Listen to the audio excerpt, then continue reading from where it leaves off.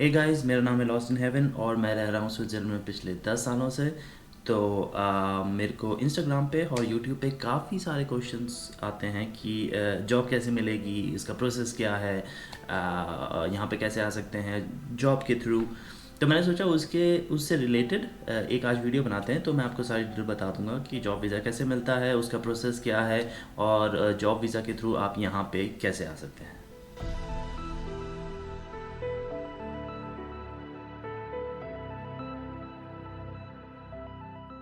तो सबसे पहले शुरुआत करते हैं कि जॉब वीज़ा क्या है।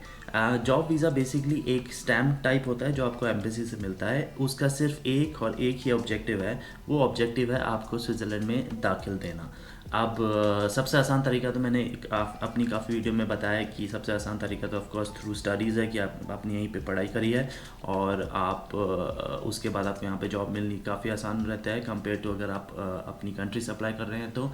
लेकिन तभी भी जस्ट फॉर द प्रोसेस मैं आपको बता रहा हूँ। तो ये आपको एक स्टैम्प मिलता है, तो ये उस बेसिस पे मिलता है कि अब आप किस बेसिस के लिए स्विट्ज़रलैंड आ रहे हैं। या तो आप पढ़ाई के लिए आ रहे हैं या तो आप जॉब के लिए आ रहे हैं। तो मोस्टली वीज़ा सेम रहता है, वो आपका चेंज होता है जब हम यहाँ पे आते हैं। तो आपको परमिट मिलता है, रेजिडेंस परमिट होता है क्रेडिट कार्ड फॉर्मेट में।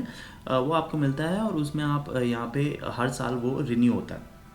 तो वो डिपेंड करता है कि आपको किस चीज़ के लिए वीज़ा मिला है। तो अगर आपको जॉब के लिए वीज़ा मिला है तो आपको जब यहाँ पे आएंगे आपको वो कार्ड मिलेगा, उसके थ्रू आप अपना जॉब कर सकते हैं 100%। ऑफ कोर्स ऑब्जेक्टिव यही है। स्टडी वीज़ा के लिए डिफरेंट प्रोसेस सेम ही है, बस वो जो आपका क्रेडिट कार्ड फॉर्मेट रहता है वो डिफरेंट रहता है। लेकिन मेन यही रहता है कि वो वीज़ा सिर्फ ये है कि आपको स्विट्ज़रलैंड में एंट्री मिल जाए। तो अब बात आती है कि ये वीज़ा मिलता कैसे है। वेल, प्रोसेस क्या है। लोग पूछते हैं यार प्रोसेस क्या है, हम शुरुआत कहाँ से करें वगैरह वगैरह। वेल, प्रोसेस सिंपल है। सबसे पहला आपको जॉब ढूंढनी पड़ेगी। आपने जॉब ढूंढ ली, उसके बाद आपको जो भी इंटरव्यू होगा, आपका सिलेक्शन हो गया, आपको जॉब मिल गई, बधाई। अब आपको जॉब मिल गई है। अब काम आपका नहीं, काम है जिसने आपको जॉब दी है, जो कि आपका स्पॉन्सर है, जो भी कंपनी होगी, जिसने भी आपको जॉब ऑफर करी होगी, ये उसके ऊपर रहता है। आपका मेन काम बस ये रहता है कि आप जॉब ढूंढ लें। तो अब आपकी सिलेक्शन होगी, अब कंपनी का दिखाएगी, अब कंपनी यहाँ की अथॉरिटीज़ को दिखाएगी। सबसे पहले तो आपकी जॉब एक साइंटिफिक या फिर इकोनॉमिकल बेनिफिट देती है स्विट्ज़रलैंड को, पहला पॉइंट। दूसरा पॉइंट, आपके स्पॉन्सर को कोई भी ऐसा बंदा नहीं मिला जो कि यहाँ पे स्विट्ज़रलैंड में ऑलरेडी रहता है या फिर पूरे यूरोप में रहता है जो ये काम कर सके।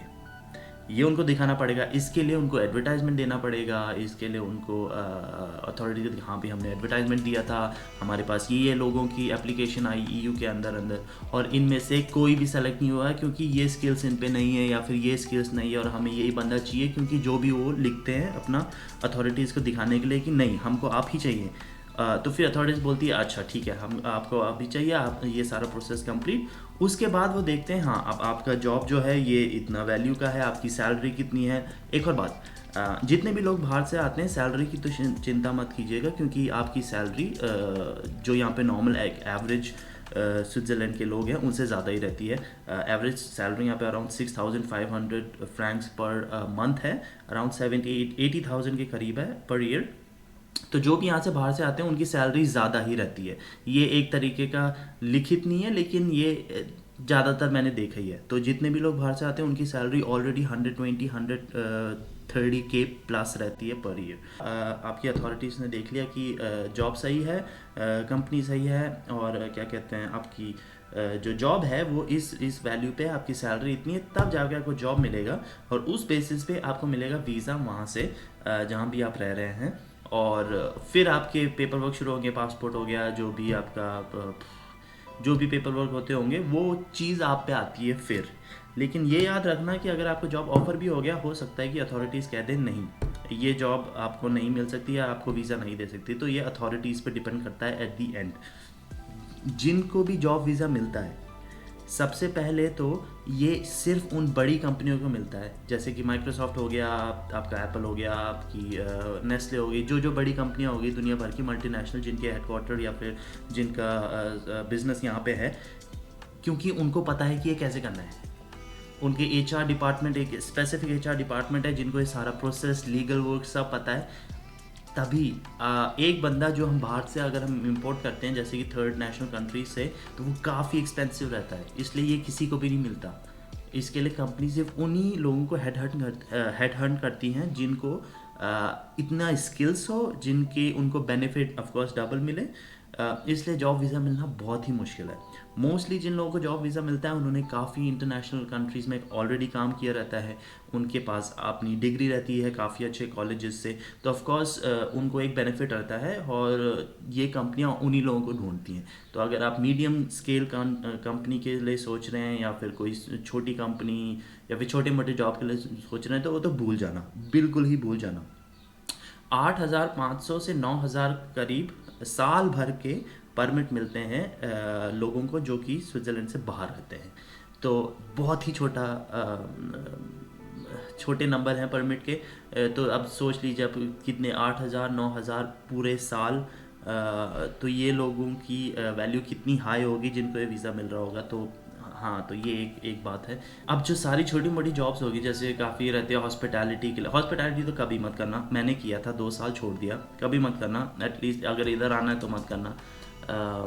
हॉस्पिटैलिटी तो भूल जाना, ना ही रेस्टोरेंट में, ना ही आपके रिटेल में, ना ही आपको अगर ड्राइवर का सोच रहे हैं या फिर छोटी मोटी जॉब जो भी अनस्किल्ड जॉब हो गई जिसके लिए कोई डिग्री की जरूरत नहीं पड़ती, जिसके लिए आपको आपने या तो सीखा होगा ऐसा काम, ये सब चीज़ें तो भूल जाना।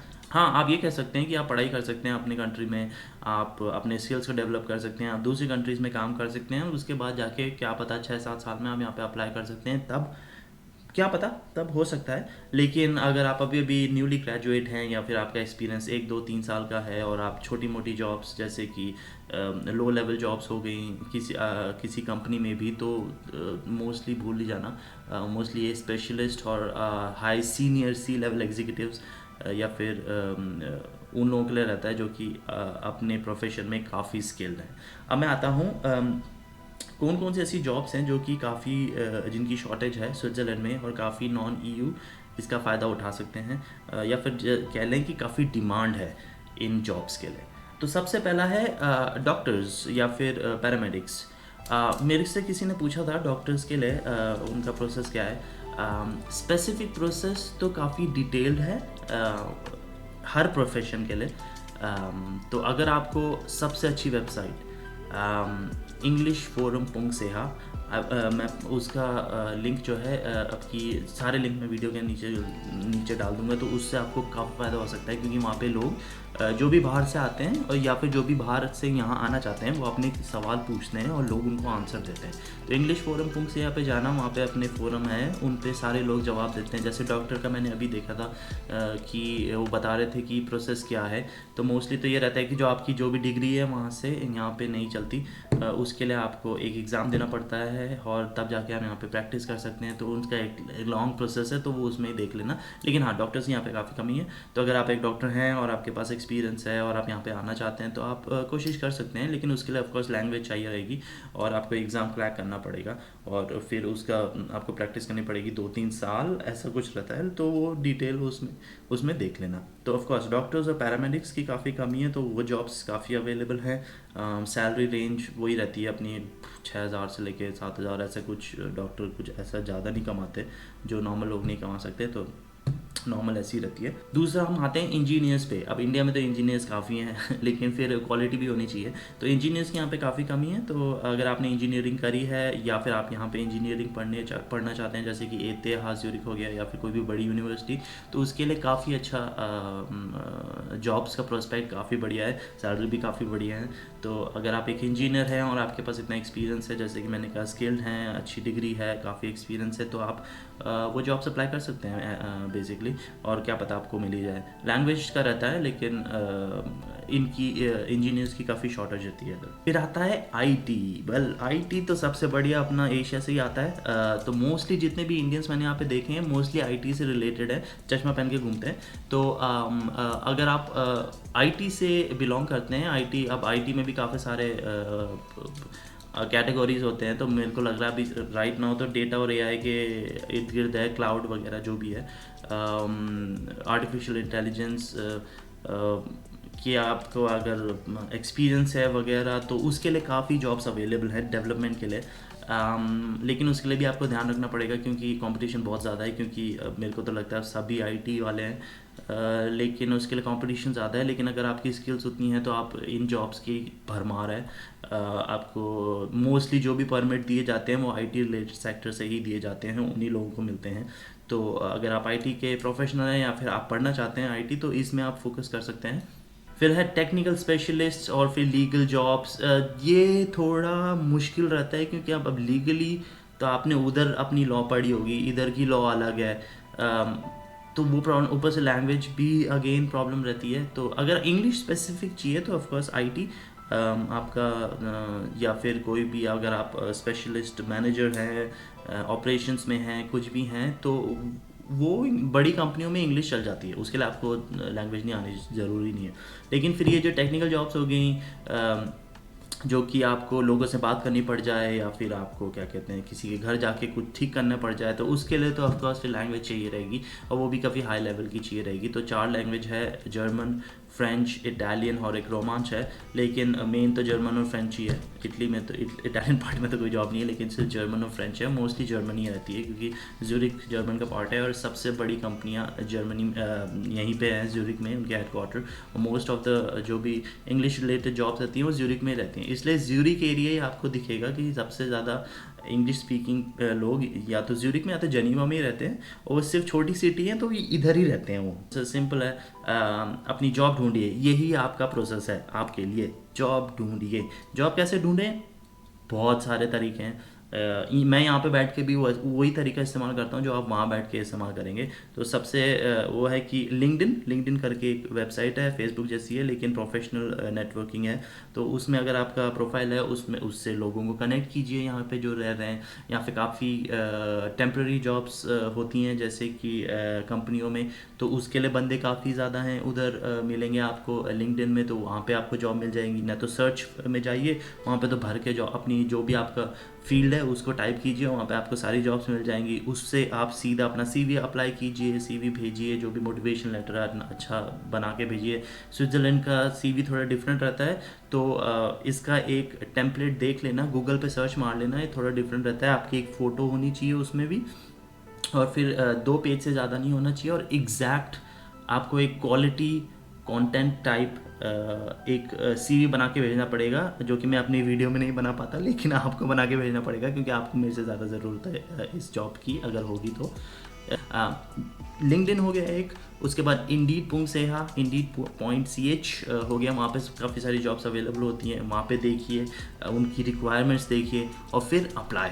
आपका सिर्फ और सिर्फ एक ही काम है, जॉब ढूंढना। वीज़ा आपको जॉब ढूंढने के लिए नहीं मिलेगा, वीज़ा आपको मिलेगा जब आपकी जॉब मिल जाएगी। और फिर आता है टैक्स। टैक्स का भी काफ़ी पूछते, टैक्स का क्यों पूछते हो यार? टैक्स मैंने बताया, टैक्स काफ़ी यहाँ पे कम है, लेकिन ऑफकोर्स आपकी सैलरी ज़्यादा है तो टैक्स बढ़ता है। तो एक बेस रहता है कि यहाँ से यहाँ तक के लोगों के लिए इतना टैक्स है, फिर इतनी सैलरी के लिए इतना टैक्स है। तो जैसे इंडिया में होता है, आपकी सैलरी बढ़ेगी, या फिर किसी भी कंट्री में होता होगा, आपकी सैलरी बढ़ेगी, आपके टैक्स हाई होंगे। मिनिमम टैक्स 8 to 10% रहता है आपकी सैलरी का पूरे साल का, जो कि आप पकड़ के चलिए 8 to 10% मिनिमम। लेकिन क्योंकि आपकी सैलरी ज़्यादा होगी तो हो सकता है 12-13% से भी आ सकता है, उसके ऊपर भी आ सकता है, डिपेंड करती है आपकी सैलरी कितनी। और ऑफकोर्स अगर आपकी सैलरी ज़्यादा है तो यार तुम लोग ज़्यादा तो दे ही सकते हो हम लोगों को, हम जैसे गरीबों को, तो इसलिए आपको टैक्स ज़्यादा भरना पड़ता है। बाकी कॉस्ट ऑफ लिविंग के लिए मेरी वीडियो ऑलरेडी उधर है, आपको उससे आइडिया मिल जाएगा एक बंदे के लिए। अगर आप स्विट्ज़रलैंड के बारे में और स्विट्ज़रलैंड नेचुरली कैसा है वो देखना चाहते हैं तो इस वीडियो पर क्लिक कीजिएगा, इसमें मस्त मैंने हाइकिंग करी है। स्टडी के बारे में जानना चाहते हैं तो इस वीडियो पे क्लिक कीजिएगा। मैंने इसमें बताया कि क्या स्टडी वर्थ है। तो आपके पास 2 चॉइस हैं, थ्रू स्टडी और थ्रू जॉब, और ये था वीडियो कि जॉब के थ्रू यहाँ पे कैसे आया जा सकता है। अगर आपके और भी कोई सवाल हैं तो कमेंट सेक्शन पे लिखिए, या फिर मैंने कोई इन्फॉर्मेशन मिस करी हो और आपको पता हो तो वो कमेंट सेक्शन पे लिखिए, क्योंकि काफ़ी लोगों को इन्फॉर्मेशन मिलेगी इससे। अगर आपके कोई स्पेसिफिक क्वेश्चन हैं जो कि आप मेरे को डायरेक्ट पूछना चाहते हैं तो मेरे को इंस्टाग्राम पे आप फॉलो कर सकते हैं और मेरे को डायरेक्टली मैसेज कर सकते हैं। मोस्टली मैं काफ़ी जल्दी आपको रिप्लाई कर देता हूँ मोस्ट लोगों के लिए। तो जो भी उनके स्पेसिफिक सवाल रहते हैं आप वहाँ पे पूछ सकते हैं। तो होप आपको ये वीडियो पसंद आया होगा, या फिर जो भी इन्फॉर्मेशन मैंने दी है आपको अब पता चल गया होगा कि क्या क्या है। Thank you for watching this video, और फिर मिलते हैं अगली वीडियो पे। तब तक के लिए थैंक यू, बाय।